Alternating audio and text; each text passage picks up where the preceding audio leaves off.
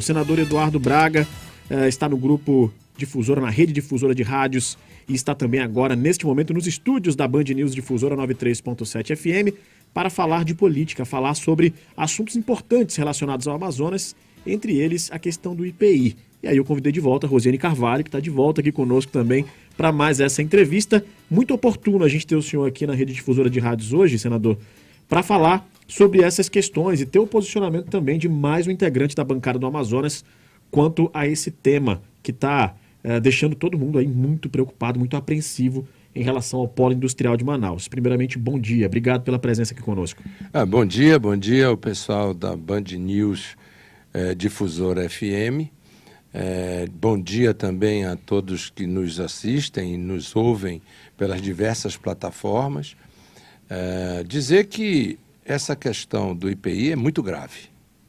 Eu não sou daqueles que acham que esse decreto terá pouco impacto. Ele terá muito impacto e grandes prejuízos, tanto para os trabalhadores, porque se ele não for revisto, ele poderá causar grande demissão no polo industrial. E não sou daqueles também que acham que esse decreto possa ter sido publicado sem o conhecimento do presidente da República. Até porque o presidente citou, inclusive ao senador Omar e a mim, nominalmente sobre o tema. Portanto, ele sabe sim do que ele está fazendo. Agora, ele talvez não saiba as consequências desse decreto. Por quê? Todo mundo quer que baixe imposto. Não é verdade? Se você fizer uma enquete aqui, você é a favor ou contra abaixar 25% do IPI? Os manauaras mesmo, os amazonenses mesmo vão dizer, somos a favor. Com relação aos produtos da Zona Franca, nós já pagamos 0 de IPI. Esses 25% de IPI serve para proteger os nossos produtos das televisões fabricadas na China, das motocicletas fabricadas na China,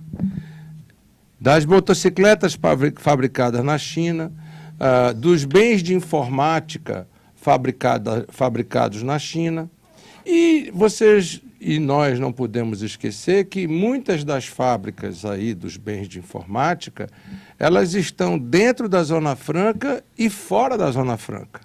Então, para uma empresa que está em Manaus e está em Campinas, para ela lá em Campinas, ter baixado o IPI em 25% é bom, porque ela tinha que pagar os 25% de IPI reduzido pela lei dos bens de informática. Agora, ela tem 0 na arrancada.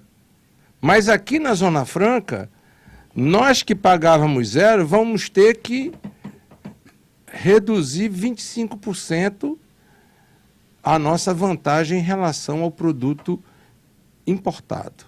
Então, qual é o grande risco? É o produto importado entrar no mercado brasileiro mais barato do que o produto produzido na Zona Franca. E aí, amigo, a decisão vai ser simples. Fecha a fábrica, ou diminui o número de trabalhadores, diminui o número de investimento, você cria uma insegurança jurídica e cria um problema econômico para cada um dos produtos. Então, a Zona Franca, nesses 40 anos, eles já sofreram vários ataques, mas sempre por segmento. Vou dar um exemplo. Eu, governador do estado, eu tive que enfrentar a guerra contra São Paulo, Rio Grande do Sul, Minas Gerais, em quê? Em bens de informática e produtos digitais. Mas eu não enfrentava a guerra com relação à motocicleta. Agora, é um ataque a todos os segmentos do polo industrial. Né? É o modelo que está sendo atacado. Portanto, eu lamento porque nós construímos um acordo com o Paulo Guedes para votar a lei de combustíveis.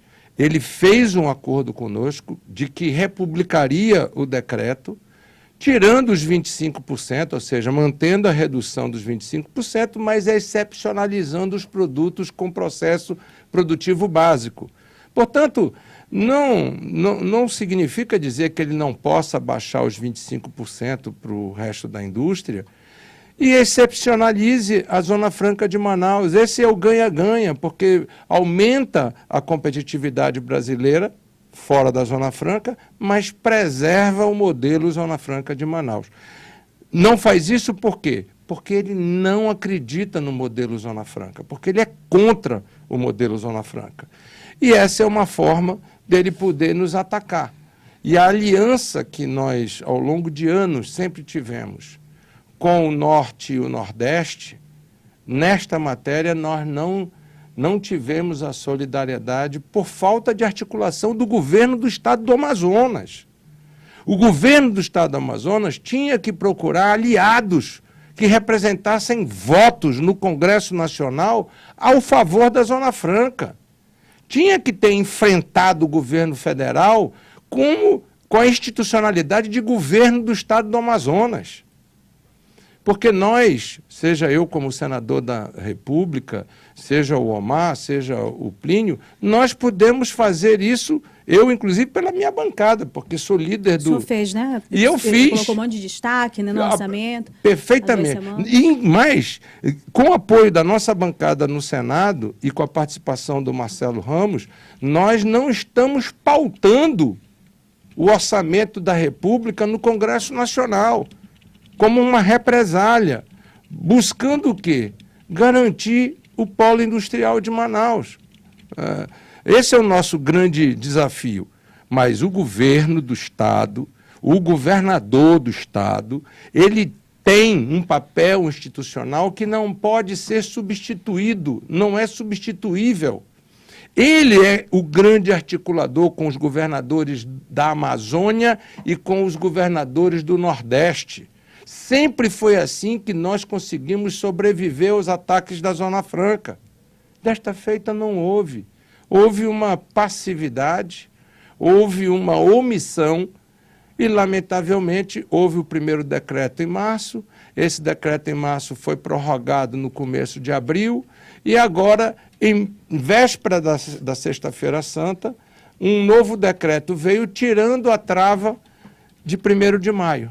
Portanto, eu quero acreditar de que se nós não tomarmos providências, seja reunindo forças entre os governadores e senadores e deputados federais do Norte e Nordeste para aprovar um decreto legislativo que possa reverter isso, e isso não acontecerá se não houver o engajamento do governo do Estado do Amazonas.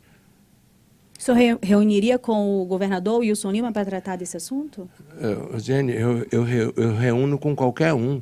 Eu reúno com o governador, com o presidente da República. Eu disse isso já, isso está gravado nas minhas mídias sociais. Eu reúno com qualquer um. Isso está acima da divergência e das opiniões públicas que eu tenho da má gestão, da incompetência e até certo ponto, eu aqui quero dizer, eu não falo isso com alegria, tá certo? Com a roubalheira que está acontecendo no governo do Estado do Amazonas. Estão mais preocupados em fazer operações toma lá, dá cá, do que defender a Zona Franca de Manaus. Mas eu deixo isso tudo de lado e sento com o governador, sento com quem quiser para discutir sobre a Zona Franca. A Zona Franca, ela é a diferença entre o emprego e o desemprego na cidade de Manaus. Senador, o senhor citou o vídeo que eu até publiquei no final de semana, resgatei, 1 ano atrás, o presidente numa live, se referindo ao senhor e ao senador Omar, perguntando, e aí, o que vocês acham, Braga, Omar, o que seria de Manaus, do Amazonas, sem a Zona Franca de Manaus? O senhor acha que ainda é resquício dessa briga política com a bancada do Amazonas por causa da CPI da Covid? Eugênio, eu acho que você pode resgatar mais atrás ainda, quando eu ainda não estava em oposição aberta ao governo do Bolsonaro, na campanha de 2018, o Bolsonaro dizendo que tinha compromisso com a Zona Franca. dizendo que a Zona Franca era um modelo importante para o Brasil. Portanto, ele assumiu um compromisso com a Zona Franca quando ele veio pedir votos no Amazonas. E Manaus deu ao Bolsonaro 7 de cada 10 votos no segundo turno de 2018. Mas agora, o Bolsonaro não está fazendo isso por causa do Omar, ou de mim, ou do Plínio Valério, ou do Marcelo Ramos, ou da bancada. Não. Veja, para o Sudeste, o discurso de que baixou 25% o IPI é um discurso eleitoreiro, em que pese o pãozinho da padaria não tenha reduzido com os 25% a menos de IPI, em que pese a geladeira, o fogão, os bens de eletrodoméstico, que segundo o Paulo Guedes era a justificativa para baixar o IPI, não baixou R$1. R$1. Mas o que aconteceu de verdade foi isso. Na cabeça dos assessores e do próprio presidente, ele fez a conta. Quantos eleitores tem no Sudeste brasileiro? E um efeito psicológico, né? E o efeito psicológico de baixar o imposto. Que não chegou no consumidor e a Concefaz fez esse alerta, porque atinge o fundo de estados e municípios. Né? Aí é a segunda maldade, né? É a segunda maldade. A primeira maldade é contra a Zona Franca. Por quê? Porque está todo mundo fazendo conta, Rosiane. Eu sentei com o pessoal da Honda, eles estão assustados. Eu sentei com o pessoal do setor eletroeletrônica, eles estão assustados, fazendo contas. Eu sentei com o setor de placas de circuito impresso, eles estão assustados, fazendo contas. E isso pode, num futuro muito mais próximo do que as pessoas imaginam, começa-se a discutir um plano de demissão em massa no Distrito Industrial. Então, essa é a primeira grande perversidade desse decreto. A segunda grande perversidade é que o IPI compõe 50% do fundo de participação dos estados e 50% do fundo de participação dos municípios. Mas eu repito, o pãozinho não baixou de preço, a gasolina não baixou de preço, o óleo diesel não baixou de preço, a botija de gás não baixou de preço e o pessoal do Sudeste, essa redução que ele deu de IPI virou o quê? Lucro no bolso dos empresários. Isso não virou benefício para o povo do Sudeste ou para o povo brasileiro. Portanto, podia sim ter baixado os 25% para todo o país e excepcionalizado os produtos com processo produtivo básico, que era um ganha-ganha para todos. Mas eu tendo a dizer que foi o discurso eleitoreiro olhando para a eleição de 2022 que acabou fazendo com que o bom senso não prevalecesse. A gente tem feito aqui algumas entrevistas em relação a esse tema na programação do Band News, senador, ouvindo várias lideranças em relação a esse tema do IPI. E a gente ouviu também os representantes da indústria. A gente ouviu aqui o pessoal do CIEAN, o presidente do CIEAN, Wilson Pério, que esteve com a gente. E a gente até destacou isso na coluna, que o tom que é apresentado pelas lideranças da indústria aqui joga muito para a equipe econômica, né? Para Paulo Guedes. Paulo Guedes, a equipe econômica tem tomado essas decisões que são ruins para a Zona Franca e acabam não colocando muito na conta do presidente Bolsonaro. Inclusive, há um tom mais de elogio para questões nacionais, mas que não respeita a Zona Franca, desrespeita em detrimento da Zona Franca. Como é que o senhor avalia esse tipo de tom das lideranças da indústria aqui no Estado? Bem, existem líderes e líderes, né? É preciso ser dito isso. O Périco é meu amigo pessoal. O Périco, ele está aposentado, ele saiu da função dele como empresário e hoje ele não é mais industrial. Ele representa o centro da indústria como um executivo, mas ele não é mais membro de indústria. O Antônio Silva.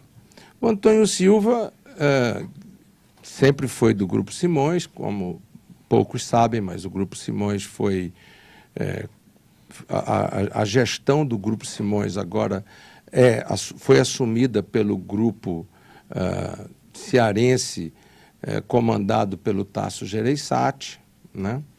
E, para nosso orgulho, Antônio Simões agora é candidato a presidente da Confederação Nacional da Indústria. Então, eu acho que estou muito preocupado com o discurso da indústria nacional e nós, aqui no Amazonas, dependemos muito da indústria da Zona Franca de Manaus.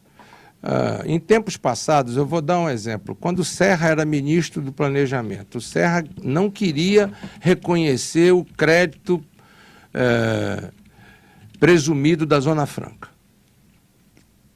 Todos nós nos juntamos e fomos contra a decisão do então ministro e fomos contra a decisão do presidente àquela altura, Fernando Henrique Cardoso. Quando eles fizeram aquela tabela anexa que excluía os bens de informática do Amazonas, onde eles classificavam como bens de informática até cabo de vassoura, né? Nós tivemos coragem de enfrentá-los politicamente, administrativamente e juridicamente. Porque quando você sai em defesa da Zona Franca, você tem que sair nos 3 campos. No administrativo, no político e no jurídico. Você não pode ir só no jurídico, você tem que ir, porque o Supremo é um tribunal político. O Supremo Tribunal Federal, ele é um tribunal político, acima de tudo político. Portanto, lá dentro tem os ministros que foram nomeados pelo presidente Jair Bolsonaro, os ministros que foram nomeados pela presidente Dilma, que foram nomeados pelo presidente Lula, que foi nomeado pelo presidente Fernando Henrique. Esses ministros representam o pensamento político. Então, se nós não tivermos uma ação articulada, que empresários, bancada e o governo do Estado institucionalmente é indispensável nesse enfrentamento. Quando você ouve o discurso, vamos dizer assim, frouxo, relaxado das entidades de classe, você ouve o discurso relaxado, frouxo, passivo do governo do Estado. E eu volto a dizer, acho, opinião minha, Eduardo Braga, que este decreto do IPI é gravíssimo, gravíssimo, e que pode representar, já em agosto, demissão em massa no polo industrial. E só tem uma forma desse ano. Por quê? Porque as indústrias trabalham com 3 vetores. Os componentes que eles compram com 6 meses de antecedência. Nesse momento, a indústria está discutindo os componentes que ela vai comprar para Natal. Aí, eles têm um produto novo de celular. Esse produto novo de celular não tem hoje PPB aprovado. Com esse decreto, como é que ele vai aprovar um PPB? Ele vai pegar esse produto novo de celular, vai produzir em Campinas, ele não vai produzir em Manaus. Como já tem alguns produtos que a Samsung não produz aqui, né? Como já tem alguns produtos... Por causa de PPB também. Por causa de PPB. Então, isso vai ficar mais grave. Então, o que vai acontecer? A indústria vai começar a demitir aqui no Amazonas e vai começar a contratar no Sudeste. E esta é a perversidade deste decreto. A perversidade deste decreto é que eles estão abrindo mão, ora entre trabalhadores na Zona Franca e ora trabalhadores no Sul ou na China. Porque tem alguns setores que nós temos 100% da fábrica. Televisores, 100% das fábricas estão aqui. Então, a decisão não vai ser entre produzir no Amazonas ou em São Paulo. Não, vai ser produzir no Amazonas ou trazer o produto pronto da China. Eu vou dar um exemplo para vocês. Eu não sei se algum de vocês gosta desses jogos eletrônicos que tem hoje. Videogame, esses videogames. Que tem um que é muito famoso aí, que a Sony fabrica. Como é que é o nome dele? O PlayStation. PlayStation. A Sony vivia na Zona Franca só do PlayStation. Aí um belo dia o presidente da República, por causa dos filhos, resolveu zerar o IPI e o imposto de importação dos jogos eletrônicos. O que aconteceu com a Sony? Rapidamente anunciou o seu fechamento na Zona Franca e foi embora. Uma empresa que estava aqui há 30 anos, no portfólio da Zona Franca, extremamente importante, porque a Sony é uma empresa global. Foi embora. Um outro exemplo do que está acontecendo no polo de concentrado. O polo de concentrado, eles estão agora querendo resolver só o crédito presumido deles. Se eles resolverem o crédito presumido deles, eles vão sair daqui e vão para a Zona Franca de Maquila, no Paraguai, como a Pepsi-Cola já foi. Então, essa é a diferença entre você ter emprego aqui e você ter uma estratégia para defender esses empregos aqui no Amazonas e você ter passividade. Nós não podemos ser passivos. Agora, é verdade, nós não podemos ficar dependendo só da Zona Franca? É verdade. Mas, para isso, nós precisamos de novas leis ambientais, porque com as leis ambientais a gente não consegue fazer Civilnita funcionar, nós não conseguimos fazer Neóbio funcionar, nós não conseguimos fazer manejo florestal em larga escala por falta de titulação de terra. Então, nós estamos proibidos de tudo. Se nos tirarem a Zona Franca, nós vamos virar porto de lenha. Então, nós queremos não depender tanto da Zona Franca? Todos nós queremos.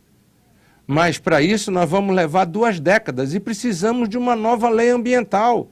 Sem uma nova lei ambiental que nos permita transformar Neóbio em indústria de mineração, transformar a Silvinita em potássio, o cloro que tem na Silvinita em uma indústria de cloro, o sal em soda cáustica. Se nós não pudermos transformar isso, o que nós vamos fazer aqui no Amazonas?